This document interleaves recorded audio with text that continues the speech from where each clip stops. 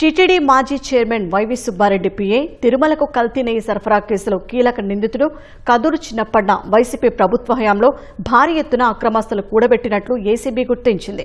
2019 October 16 నుంచి 2024 June 1 వరకు ఢిల్లీలోని ఏపీ భవన్లో స్పెషల్ లైజన్ అధికారి హోదాలో నెలకు 75,000 వేతనంతో పనిచేసిన చిన్నప్పన్న విశాఖలోని అత్యంత ఖరీదైన ఋషికొండ, పరవాడ, తగరపు వలస వంటి ప్రాంతాల్లో గుంటూరు జిల్లా తాడేపల్లిలో కోట్ల విలువ చేసే ఆస్తులు కొన్నట్లు తేల్చింది.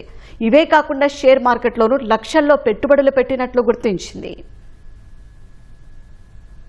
మాజీ చైర్మన్ వైవి సుబ్బారెడ్డి పిఏ చిన్నప్పన్నపై అక్రమాస్తుల కేసు నమోదు చేసిన ఏసీబీ అధికారులు అతనితో పాటు అతని కుటుంబ సభ్యులు, సంబంధీకుల నివాసాల్లోనూ గత 2 రోజులుగా సోదాలు నిర్వహించారు. విశాఖ, విజయనగరం, రాజమహేంద్రవరం, విజయవాడలోని కృష్ణలంక, గుంటూరు జిల్లా తాడేపల్లిలో ఈ సోదాలు చేశారు. ఈ సందర్భంగా అతను ఆదాయానికి మించి ఆస్తులు కూడబెట్టినట్లు తేల్చి సంబంధిత పత్రాలు స్వాధీనం చేసుకున్నారు. మండపేట మండలం ఏడిద గ్రామంలోని తన సోదరి ఇంట్లో ఉన్న చిన్నప్పన్నను సోమవారం తెల్లవారుజామున ఏసీబీ అధికారులు అరెస్టు చేశారు. విశాఖలోని ఏసీబీ కోర్టులో హాజరుపరచగా జూన్ 8 వరకు అతనికి రిమాండ్ విధిస్తూ న్యాయాధికారి ఆదేశాలిచ్చారు. దీంతో అతన్ని విశాఖ కేంద్ర కారాగారానికి తరలించారు. విశాఖలోని ఋషికొండలో అత్యంత ఖరీదైన పెబల్ బీచ్ టవర్స్లో 11A నంబర్ విల్లా కొనడానికి బ్లూ నైల్ డెవలపర్స్ ప్రైవేట్ లిమిటెడ్తో ఒప్పందం చేసుకున్నారు. ఈ విల్లా ఖరీదు 8 నుంచి 12 కోట్లు ఉంటుంది. 2 కోట్లు అడ్వాన్స్ చెల్లించి కొనుగోలు ఒప్పందం చేసుకున్నారు. విశాఖ సమీపంలోని తగరపు వలసలో 160 చదరపు గజాల విస్తీర్ణం కలిగిన 5 ప్లాట్లను 2023లో కొన్నారు. అనకాపల్లి జిల్లా పరవాడ మండలం మర్రిపాలెంలో ఒక్కొక్కటి 160 చదరపు గజాల విస్తీర్ణం కలిగిన 3 ప్లాట్లను 2024లో కొన్నారు. గుంటూరు జిల్లా తాడేపల్లిలోని కేపీఆర్ రెసిడెన్సీలో 304 నంబర్ ఫ్లాట్ కొన్నారు. మొత్తం అక్రమాస్తుల పుస్తక విలువ 2.76 కోట్లని ఏసీబీ అధికారులు గుర్తించారు. బహిరంగ మార్కెట్ విలువ ప్రకారం చూస్తే వీటి విలువ 10 కోట్లలో ఉంటుంది. చిన్నప్పన్న వైవి సుబ్బారెడ్డి వద్ద పీఏగా చేసేవారు. 2019లో వైసీపీ అధికారంలోకి వచ్చిన వెంటనే అతన్ని ఢిల్లీలోని ఏపీ భవన్లో స్పెషల్ లైజనింగ్ అధికారి పోస్టులో నియమించారు. కేవలం ప్రభుత్వ ఖజానా నుంచి వేతనం తీసుకోవడానికి వీలుగా ఆ పోస్టులో నియమించారు. అయితే చిన్నప్పన్న సుబ్బారెడ్డి సేవలోనే ఉండేవారు. అతనికి పీఏగా విధులు నిర్వర్తించేవారు.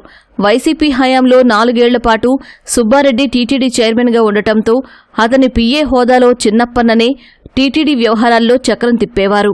తిరుమలకు కల్తీ నెయ్యి సరఫరాలోనూ ఇతనిదే ప్రధాన పాత్ర. నెయ్యి సరఫరా కాంట్రాక్టు రావాలంటే కిలోకు 25 రూపాయల చొప్పున లంచాలు ఇవ్వాలని డైరీ ప్రతినిధులను డిమాండ్ చేశారు. ప్రీమియర్ అగ్రిఫుడ్స్ ఎండీ జగన్మోహన్ గుప్తా నుంచి హవాలా మార్గాల్లో 50 లక్షల వరకు లంచాలు తీసుకున్నారు. ఇవన్నీ కల్తీ నెయ్యి సరఫరా కేసు బాధ్యతలు చూసిన సిట్ దర్యాప్తులో వెలుగులోకొచ్చాయి. 2019-24 మధ్య వేతనం ద్వారా చిన్నప్పన్నకు 65 లక్షలే ఆదాయం సమకూరిందని, అతని బ్యాంకు ఖాతాల్లో 5 ఏళ్లలో 4.69 కోట్లు జమైందని, అందులో 4.64 కోట్లు వివిధ ఖాతాలకు మళ్లించుకున్నారని సిట్ తేల్చింది. ఇప్పుడు తాజాగా ఏసీబీ సోదాల్లోనూ భారీగా అక్రమాస్తులు వెలుగుచూసిన నేపథ్యంలో అవి ఎక్కడ్నుంచి సమకూరాయనే అనుమానాలు వ్యక్తమవుతున్నాయి. అన్నీ చిన్నప్పన్న ఆస్తులేనా లేక అతన్ని బినామీగా పెట్టి ఇంకెవరైనా కొన్నారా అనేది తేలాల్సి ఉంది. చిన్నప్పన్నను కస్టడీకి తీసుకుని వీటిపై ప్రశ్నించనున్నారు. ఉత్తరాంధ్ర ప్రాంత వైసీపీ ఇన్ఛార్జిగా ఉన్న విజయసాయిరెడ్డిని 2022లో ఆ బాధ్యతల నుంచి తప్పించి వైవి సుబ్బారెడ్డికి అప్పగించారు. ఆ సమయంలో చిన్నప్పన్న సుబ్బారెడ్డితో పాటు విశాఖలో ఉంటూ ఢిల్లీ వెళ్లినప్పుడు ఆయనతో కలిసి వెళ్లేవారు. చిన్నప్పన్న తన పేరిట, తన కుటుంబీకుల పేరిట విశాఖలో సమకూర్చుకున్న ఆస్తులన్నీ ఎక్కువగా 2023-2024లోనే కొనుగోలు చేసినట్లు ఏసీబీ గుర్తించింది. సుబ్బారెడ్డి ఉత్తరాంధ్ర ప్రాంత వైసీపీ ఇన్ఛార్జి బాధ్యతలు చేపట్టినప్పటి నుంచే చిన్నప్పన్న విశాఖలో విలువైన స్థలాలు కొన్నట్లు నిర్ధారణ అయింది. ఈ కోణంలో కూడా ఏసీబీ విచారిస్తోంది.